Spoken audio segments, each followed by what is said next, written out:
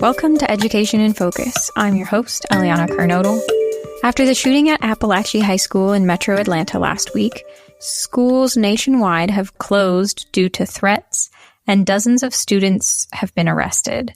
Joining me to dig into this is Chalkboard News editor Brendan Clary.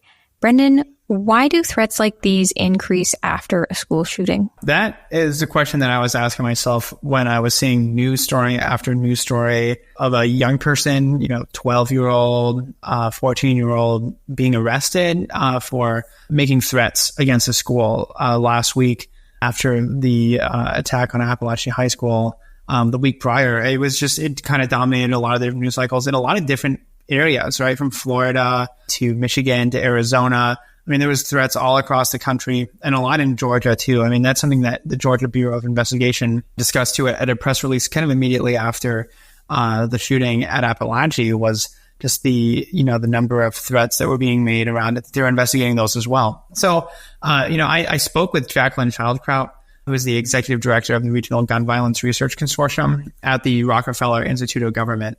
And she said it's not really clear whether shooting threats actually increase, whether people are just more vigilant, like they're paying more attention to them because of the recent, news events of a school shooting. But she said that there are ways to certainly reduce the likelihood of, the future attacks and also future threats. And so in a nutshell, the answer to the question of why is that it's not incredibly clear. And so that's the kind of, disappointing, but I think that it's still, important to dig into. It's not exactly there's not a clear students are doing this, they're making threats against our school because of this. But I think that there are things that indicate. And specifically, Schildkraut told me that the increase in threats is not unique to Apalachee, but in fact happens after pretty much any kind of mass shooting, particularly at a school though. And so if you kind of point out this is not an exception to the rule, but this is the rule. And then she also said that the hard part is trying to isolate whether people are just more cognizant and more willing to flag threats. If you see something on social media after a school shooting, do you put a lot more stock into that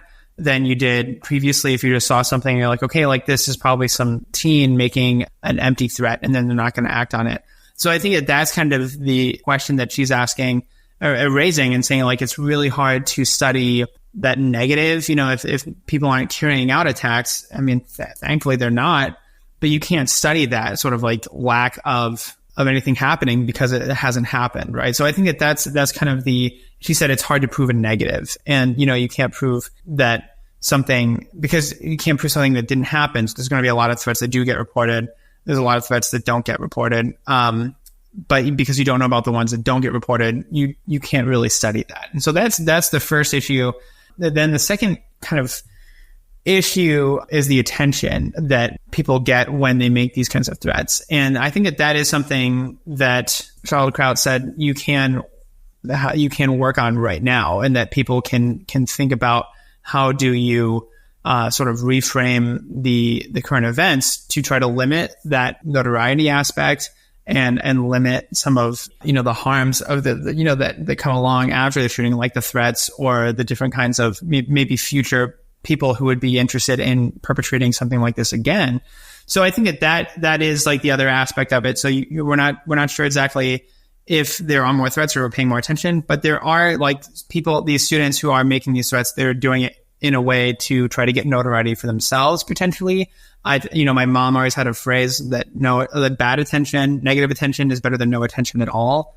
And so I think that that's kind of maybe a key driver here, is that if you're a student and you've seen how much media attention the shooting has gotten, and then you make a threat, then you're going to get some of that attention too, right? And I think unfortunately some students have thought that they were really anonymous, and the police are able to find out, who made the threat, and they're able to call and get warrants and really crack down on this stuff. So I've seen a lot of headlines of 12-year-old, middle school, elementary school students even, getting in trouble for this. And that stays with you, right? It's not a good idea to do this. And the law enforcement, the police, they can find you and they can vigorously try to prosecute you for doing this stuff. And the FBI in swatting calls, when I've talked to them, they said if that crosses state lines, if you make a threat across state lines, that can be a federal crime. So do not do this. If you're listening and you're maybe that's a good way to get attention. It's not. And so don't do it.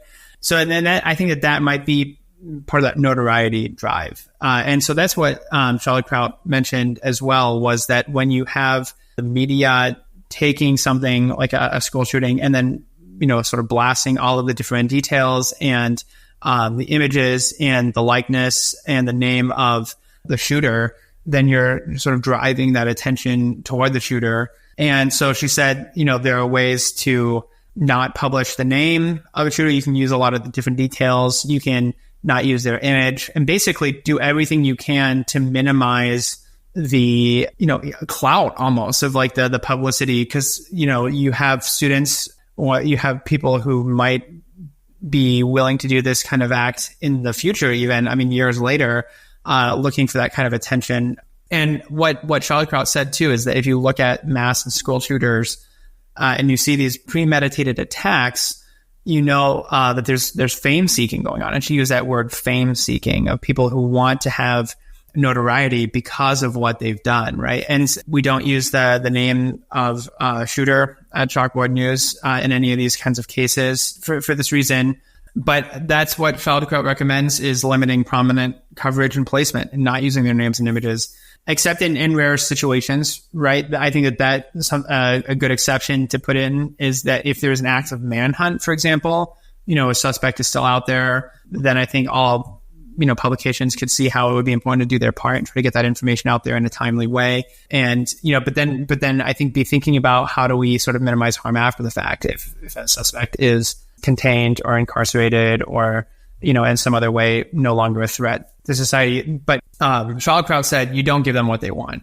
So you don't give them attention for carrying out an attack, because when you do that, you're telling potential shooters who want that fame that they'll get just as much attention, right? And then it sort of becomes, in sort of a sick, twisted way, it becomes, if I can do something this bad, then I will get this much attention. So I have to do something worse to get more attention, right? And so then it sort of becomes an economy of sorts of fame seeking and a lot of harm. So I think that, thinking about it in that way, it does give an answer, why are these copycat threats there? And I think you can see it's because, maybe the notoriety there, but again, sort of hard to prove. And that was a very long answer to your very short question.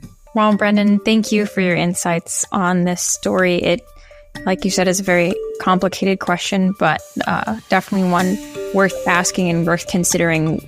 Listeners can keep up with this story and more at chalkboardnews.com.